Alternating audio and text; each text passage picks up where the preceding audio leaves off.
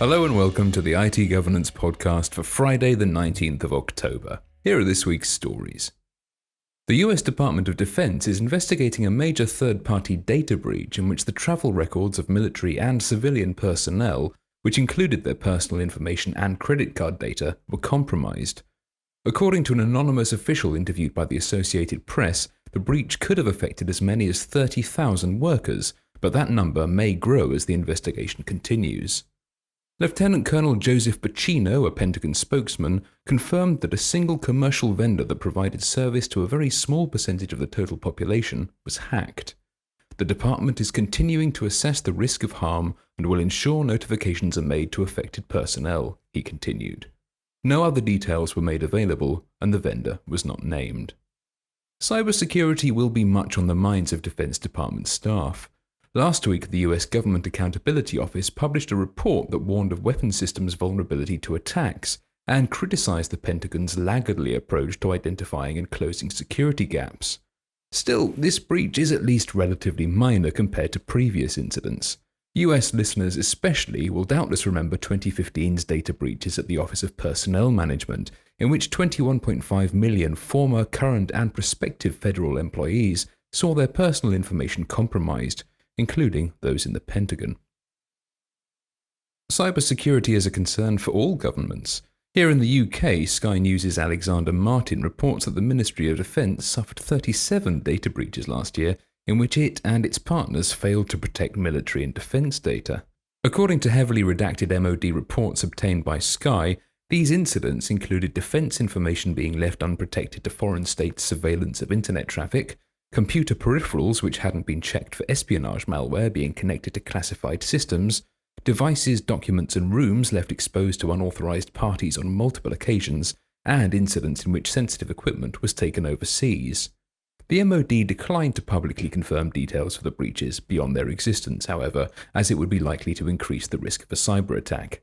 It said, "The MOD takes the security of its personnel and establishments very seriously, but we do not comment on specific security arrangements or procedures."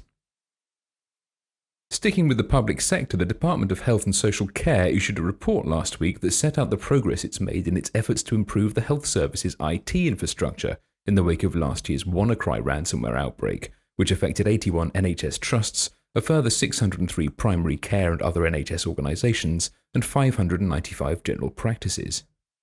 According to the report, the cost of WannaCry to the NHS in terms of lost output and IT support was £92 million. The vast majority of that figure, an eye-watering £73 million, covering IT costs. Much has been written about how woefully underprepared the NHS was for the attack, including a National Audit Office report, which noted that the Department of Health, as it then was warned that cyber attacks could lead to patient information being lost or compromised and jeopardize access to critical patient record systems a year before WannaCry. As part of its response, the department signed a deal with Microsoft this May to upgrade the NHS's IT estate to Windows 10 as part of a £150 million investment over 3 years to bolster its defences. However, plans for all NHS organisations to achieve Cyber Essentials Plus certification, as set out in February's Lessons Learned review, seem to have been cut back.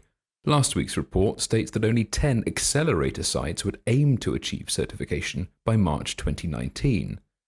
The reason for this delay is given in the Health Service Journal.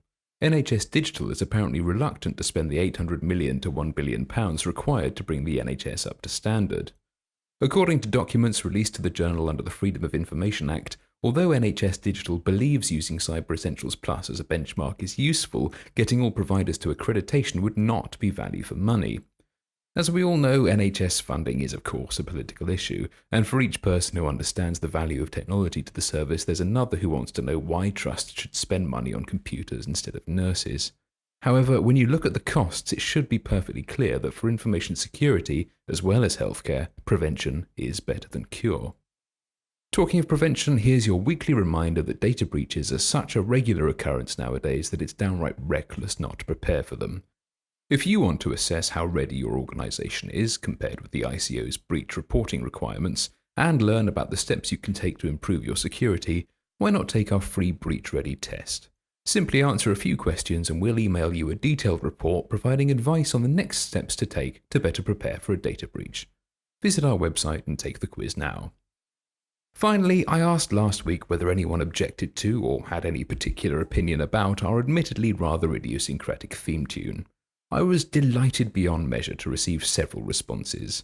I'll leave the consultation period, if I can call it that, open for another week in case anyone else wants to comment, and we'll decide whether to change it next week. If you don't know what I'm on about, listen to the beginning of last week's podcast. That'll do for this week. Until next time, you can keep up with the latest information security news on our blog.